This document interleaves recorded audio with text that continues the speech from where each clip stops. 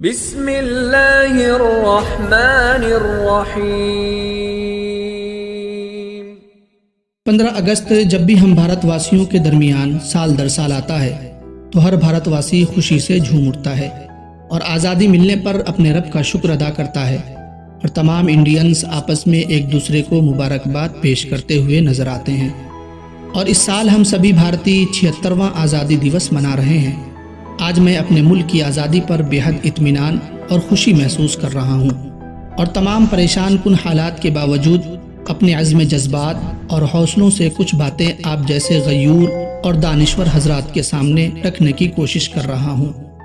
نور سحر کے پیارے ویورز، ہم سب جانتے ہیں کہ 1947 میں ہمارا پیارا ملک ہندوستان انگریزوں کے ناپاک چنگل سے آزاد ہوا، اور یہاں کے بسنے والے سبھی رنگ و نسل کے لوگوں کو آزادی کی زندگی میسر آئی۔ چونکہ آزادی انسان کا فطری حق ہے، انسان اپنے بنانے والے خالق حقیقی کے سوا کسی کی غلامی قبول نہیں کر سکتا، یہ اس کے مزاج کے خلاف امر ہے۔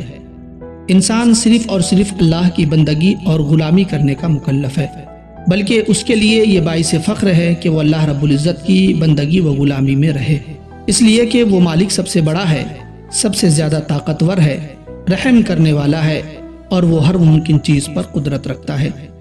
لیکن اگر کوئی انسان اپنے جاہ و جلال اور مال و دولت کے باعث چاہے کہ دوسروں کو غلام بنا لے، ہر کام میں اس کی اتباع کرے، تو یہ انسانی فطرت کے خلاف ہے۔ یہی وجہ ہے کہ دنیا میں بڑے سے بڑے ترم خاں آئے جنہوں نے چاہا کہ ان دنیا والوں کو غلام بنا کر رکھا جائے۔ بڑے بڑے بادشاہ گزرے جنہوں نے چاہا کہ انسانوں سے اپنی پرستش کرائیں، لیکن بالآخر وہ ناکام و نامراد ہو کر رہ گئے۔ ذلت و رسوائی اور قوموں کی بغاوت نے انہیں کہیں کا نہ چھوڑا۔ خدا کے عذاب نے انہیں ایسا جکڑا کہ وہ رہتی دنیا تک اس کے لیے عبرت کے نشان بن گئے۔ آج سے 250 سال قبل ہمارے ملک ہندوستان پر انگریزوں نے اپنا تسلط قبضہ قائم کر لیا تھا۔ 1750 تک پورا ملک انگریز ایسٹ انڈیا کمپنی کا غلام ہو چکا تھا۔ 1750 میں بنگال کے نواب سراج الدولہ کو اندازہ ہو گیا تھا کہ انگریز اس ملک میں تجارت کرنے کے لیے نہیں آئے ہیں، بلکہ اسے غلام بنانے کے لیے آئے ہیں، اس دیش کو لوٹنے آئے ہیں۔ لہٰذا ملک کے مختلف گوشوں میں جب اہل دانش کی آنکھیں کھلی تو انگریزوں کے خلاف علم بغاوت بلند ہوا، احتجاج ہوئے، لوگ سڑکوں پر آئے تو انگریزوں نے انہیں مارنا اور گرفتار کرنا شروع کر دیا۔ انگریزوں کے خلاف آواز اٹھانے کا مطلب بڑا خطرناک ثابت ہونے لگا۔ پھر لوگوں نے خفیہ پلاننگ شروع کی، کچھ جماعتوں نے پرامن احتجاج کا سلسلہ جاری کیا، جنگ و جدل کا دور چلا، ملک کے طول و عرض میں سینکڑوں میدان جنگ کے خون سے سرخ ہوئے، لاکھوں لوگوں کو پھانسی کے تختے پر چڑھا دیا گیا، ہزاروں علماء کرام کو آگ میں ڈال کر سزائے موت دی گئی۔ اگرچہ ملک کو آزاد کرانے کی لڑائی میں ہندو، مسلم، سکھ، عیسائی سب شریک تھے، لیکن جانتے ہیں کہ سب سے پیش اس لڑائی میں رہنے والے کون لوگ تھے؟ سب سے زیادہ جنگیں کن لوگوں نے لڑی؟ تمہیں معلوم بھی ہے کہ اس ملک کے لیے سب سے زیادہ گردنیں کن لوگوں نے کٹائیں؟ سب سے زیادہ جانوں کی قربانی کن لوگوں نے دی؟ سب سے بڑھ کر قربانیاں کن لوگوں نے پیش کی؟ تو سب سے پہلے جس قوم کا نام آتا ہے وہ ہے قوم مسلم۔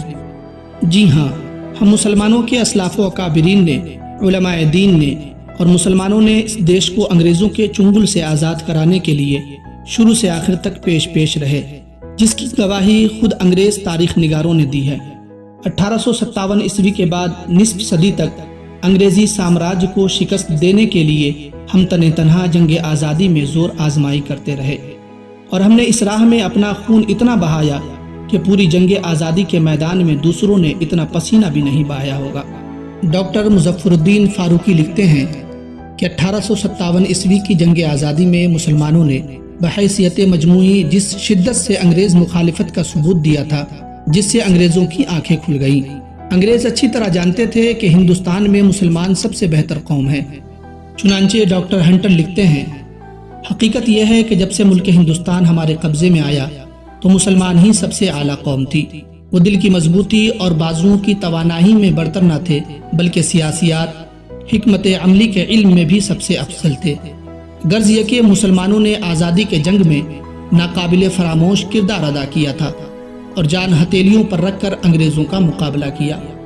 ہم سب جانتے ہیں کہ مجاہدین آزادی کی انتھک کوششوں اور لاکھوں افراد کی قربانیوں کے بعد 1947 کو اپنا یہ پیارا ملک ملک ہندوستان آزاد ہوا۔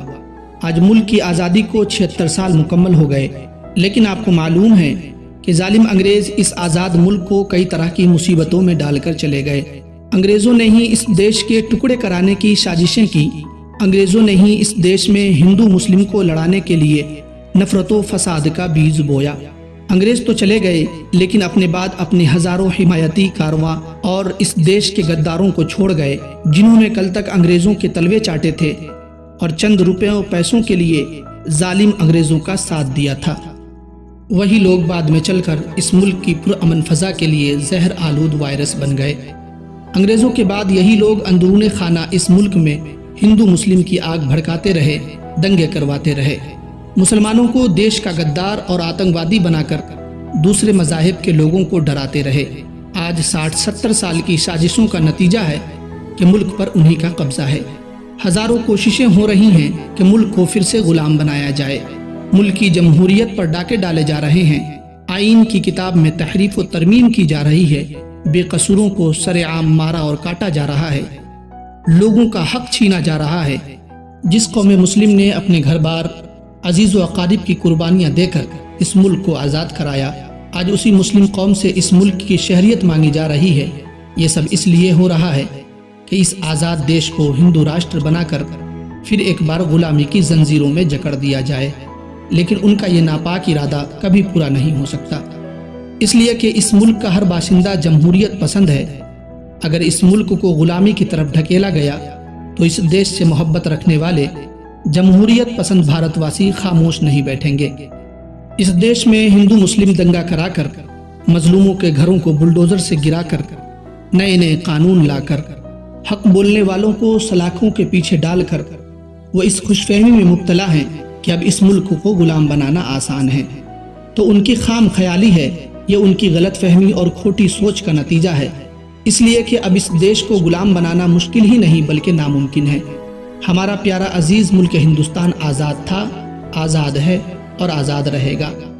آج آزادی کے اس موقع پر میں کھل کر کہنا چاہتا ہوں کہ آج اس ملک کے چپے چپے پر، اس دیش کے خطے خطے پر، ذرے ذرے پر ہم سب کا برابر کا حق ہے۔ کوئی اس دیش میں ہم کو ڈرا نہیں سکتا، کوئی اس دیش سے ہم کو بھگا نہیں سکتا۔ کتنی ہی آندھیاں آئیں، طوفان چلے، کوئی اس دیش کا کچھ بھی بگاڑ نہیں سکتا۔ میں اس بات پر مطمئن ہوں کہ ہمارا دیش آج بھی آزاد ہے اور تا قیامت آزاد رہے گا۔ اگر خلاف ہے ہونے دو، جان تھوڑی ہے، یہ سب دھواں ہے، آسمان تھوڑی ہے، جو آج صاحب مسند ہیں کل نہیں ہوں گے، کرایہ دار ہیں ذاتی مکان تھوڑی ہے، اور لگے گی آگ تو آئیں گے گھر کئی زد میں، یہاں پہ صرف ہمارا مکان تھوڑی ہے، سبھی کا خون شامل ہے یہاں کی مٹی میں، کسی کے باپ کا ہندوستان تھوڑی ہے۔ سارے جہاں سے اچھا ہندوستان ہمارا، ہم بلبلے ہیں اس کی یہ گلستاں ہمارا۔ اے آبرود گنگا وہ دن ہے یاد تجھ کو، اترا تیرے کنارے جب کارواں ہمارا۔ مذہب نہیں سکھاتا آپس میں بیر رکھنا، ہندی ہیں ہم وطن ہے ہندوستان ہمارا۔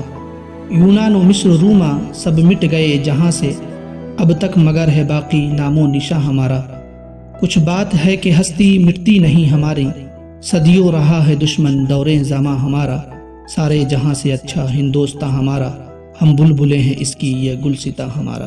امید ہے کہ آج کی اس ویڈیو سے آپ کو بہت کچھ نیا جاننے کو ملا ہوگا، اور یقیناً یہ ویڈیو آپ کو پسند آیا ہوگا۔ تو اس ویڈیو کو لائک اور شیئر کریں، اور ہمارے اس نور سحر چینل پر نئے ہیں تو چینل کو سبسکرائب کرنا نہ بھولیں۔ السلام علیکم ورحمۃ اللہ۔